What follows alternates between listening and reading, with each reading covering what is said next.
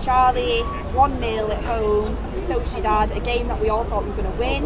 Eriksen did make some rotations, not that many. He also made quite a few substitutions. Overall in the game, what do you think went wrong?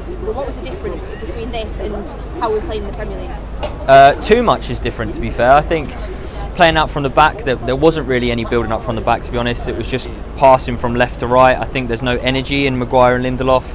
As soon as Martinez came on, he brings the passing through the lines and that quick sharpness to the defence, and even breaking the lines himself. He showed it, but ultimately, Casemiro wasn't up to it today. Sloppy passing, seemed very slow, and I'm not sure if this is just a lack of minutes that he's not had, should I say, and he just needs that time, as Ten Hag's saying, to adapt. But there's almost too much to say. Ronaldo, for me, as much as he didn't have the service, he didn't have that impact either. This is the greatest striker of all time, right? Like he's meant to make a big impact on these types of games, and he didn't for me. And I think there's almost too much to say. Do you think when it comes down to Ronaldo, obviously a lot of people are expecting a lot from him tonight, do you think it's just not just his performance as a number 9? Do you think it's a negative impact on the rest of the team? Because Anthony didn't seem to get the ball as much as he did when Rashford was playing. There didn't seem to be as much link-up play in the front three. I think honestly it's starting to get to the point now where I'm thinking, does Ronaldo affect the cohesion of the team as a whole?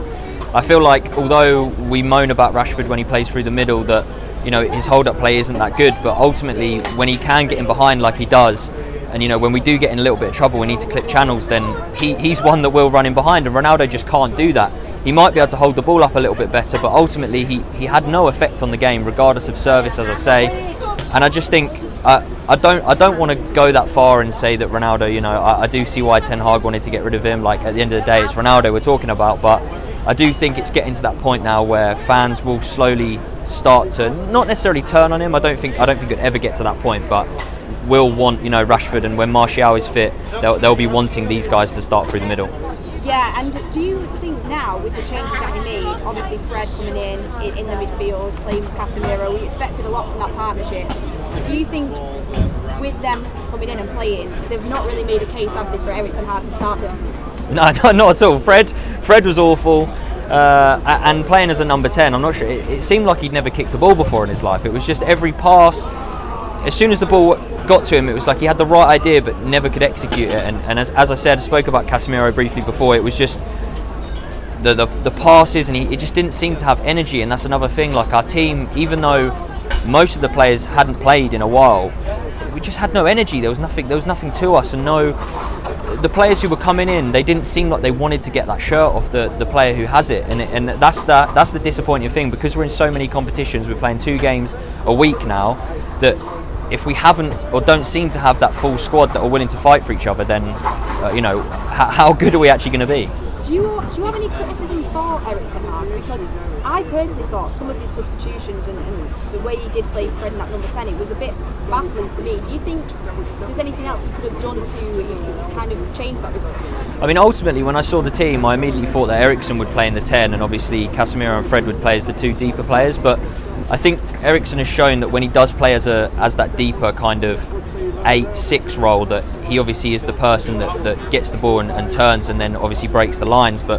And he did do that for the first 45 minutes today, but again, when you're passing into Fred, and then Fred's the one trying to feed Ronaldo, like, there's not much you can expect. I think ultimately, again, it comes down to the guys that we brought in just weren't good enough and didn't show enough for me. How crucial as well is Eriksen now, because when he came off, you saw the drop off in the midfield. I actually think Bruno without Eriksen isn't as good. I think he's really helping Bruno's game out, and he seems like a really vital player now that is kind of undroppable. Well, this is the thing, right? Like, when Bruno gets the ball and gets in space and wants the ball, he's brilliant, but it's getting him the ball, and Eriksen is the guy that will get him the ball. So, and as you see from, Casemiro was struggling with it, and even when Fred got in some decent positions, the ball just seemed to, he's got trampoline for feet, like, it just bounces off him. It doesn't stick, and it's not what you want from your creative player, as you'd like to say a 10 would be. And ultimately, look, I don't, no disrespect to Sociedad, but I don't think they were very good today either. They'll be chuffed with that result. And again, if the Ronaldo header does count, then it's a completely different result for me. But it's one of them things. It's almost similar to the Southampton game. I'd say it didn't look like we actually wanted to go out there and win the game of football. Do you think anyone has made a case to start in the next Premier League game, whenever that may come? Do you think anyone has actually made the case, or do you think you can just see there's a clear difference in quality? In terms of players who hadn't played in a while, and then their first kind of minutes or first minutes in a while is today, I wouldn't say so. Ronaldo, not for me. The way McTominay's been playing, Casemiro didn't really have a patch on him really, and then obviously Maguire and Lindelof, they've conceded a goal. Admittedly, they didn't have much defending to do, but they didn't keep a clean sheet. They didn't do what they're meant to do as defenders. Honestly, Garnacho, when he came on, didn't have much to do. McNeil, I'm not even sure he touched the ball. It seems like we weren't getting the passes moving. Yeah, I do think that's due to Eriksen as well. Maybe. Yeah, it just wasn't quick enough. The whole 90 minutes, there wasn't that sharpness. There was a little bit when Martinez came on, but ultimately it just the whole 90 minutes just was not quick enough from front to back. Yeah, and Charlie as well, last but not least, do you think maybe in that second half you saw United revert back to type of panicking? Because I could see that the crowd got on the back a little bit, panic mode. That was very much a Brighton or Brentford performance, and honestly, if we played like that in a Premier League game, we would get turned over. Oh, yeah, we would. Three. That would, yeah. The way They were very quick. Even with 10 minutes remaining, they were very quick to put it in the corner and hold out for the 3 points. And if that is a Brighton, Brentford, Leicester, we played like that again. If we played that bad against Leicester, like they would have probably nicked a result against us. And it is worrying, as I say, when we haven't got that squad depth that can come in and put up the same level of performance that the strongest starting 11 could. Yeah, well, Charlie, thank you, and hopefully we win the next game. Hopefully.